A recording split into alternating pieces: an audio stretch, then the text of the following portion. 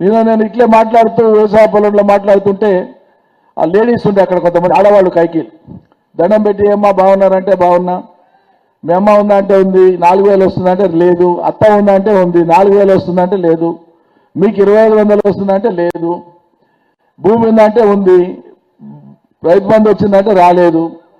మరి తులం బంగారు ఇవన్నీ సరే ఇక అవన్నీ మరి ఎట్లా నమ్మితిరమ్మా, ఏం చూసి నమ్మితిరి, ఎట్లా నమ్మితిరి అంటే ఏమో సార్ పొరపాటు అయిపోయాయి, ఆశపడితే మీ పొరపాటు అయిపోయాయి. నేను అన్నా ఆమెను, పిల్లలు ఉన్నారు, ఆయనకు చిన్న పిల్లలు ఉన్నారు, పిల్లగాడు చిన్నపిల్లాడు అటం పెట్టి ఏడుస్తుంటే తల్లి చాక్లెట్ తీసుకో నాన్న, చాక్లెట్ తీసుకో తిను జర ఉండని ఏదో సంజాయించే ప్రయత్నం చేస్తే నమ్ముతాడు. చాక్లెట్ ఇచ్చే బదులు నేను కారు ఇస్తాను నీకంటే నమ్ముతాడా పిల్లగాడు? నమ్ముతాడా? మరి ఎట్లా నమ్మితిరమ్మా? సాధ్యం కానివి చెప్తే మీరు ఎట్లా నమ్మితిరి? ఇవన్నీ ఇయనికి అవుతుందా? అసలు కేసీఆర్ ఇంత తిప్పలబడి ఇంత కష్టపడి చేసుకొచ్చిండు కదా, మరి ఇప్పుడు ఎట్లయితుందని కొంచెరన్నా ఆలోచన చేయాలని. పొరపాటే సారు, పొరపాటే.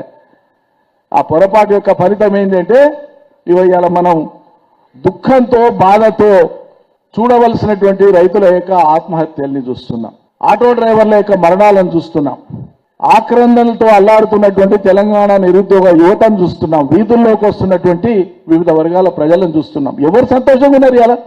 ఈ ఏడాది బాబు పాలనలో, ఏడాది గడిచిన పాలనలో రాష్ట్రంలో నిజంగా సంతోషంగా ప్రజలు ఉన్నారా? ప్రజల సంగతి దేవుడు ఎరువు, కొంచెంసేపు పక్కకు పెడదాం. అదే కాంగ్రెస్ పార్టీకి ఓటేసిన కార్యకర్తల నాయకులు పనిచేసినటువంటి వాళ్ళు సంతోషంగా ఉన్నారా? వాళ్ళనేమనేది పాపం తప్పులేదు, వాళ్ళేదో వాళ్ళ మానాన వాళ్ళు కూడా నమ్మిండ్రు. ఆ నమ్మబట్టి పొరపాటు అయిపోయింది. ఈడ అసలు కాంగ్రెస్ ఎలా ఉందో నాకైతే తెలియదు. రాష్ట్రంలో ఇది కిరాయి కాంగ్రెస్ లాగా ఉంది. ఇంట్లో కిరాయికి ఉన్నోడు ఇంట్లో ఉన్నన్ని దినాలుండి ఈడ శీల కొట్టి, ఆడ మేక్ కొట్టి, ఈడ ఇది చేసి, డోర్ పోగొట్టి, బాత్రూమ్ పోగొట్టి, లైట్లు పోగొట్టి, ఫ్యాన్ పోగొట్టి ఖాళీ చేసినాడు. మళ్ళీ యజమాని మొత్తం రిపేర్ చేసుకునేటట్లు చేస్తాడు కదా.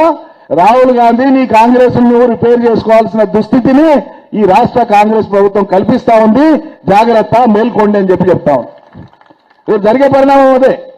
మీరు చూడండి, తేజకారికి చేసి దుత్త తీసి పటామని కింద వాళ్ళ కొట్టిపోతానంటే ఇక అప్పుడు రాహుల్ గాంధీ కూడా లబో మొత్తుకోవాల్సి వస్తుంది.